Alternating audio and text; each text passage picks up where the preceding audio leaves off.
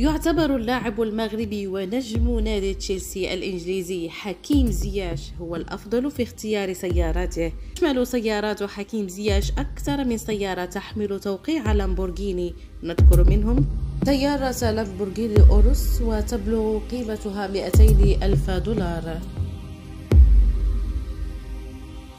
وسيارة أودي RS6R وتبلغ قيمتها 100 ألف دولار، وسيارة لامبورغيني افنتادور تبلغ قيمتها 350 ألف دولار.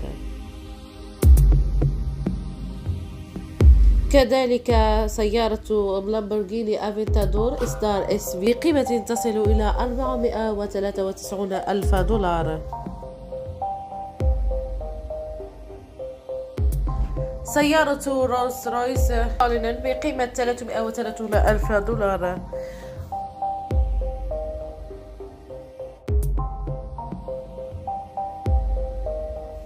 وسيارة مرسيدس بنز GLC بقيمة 74 ألف دولار.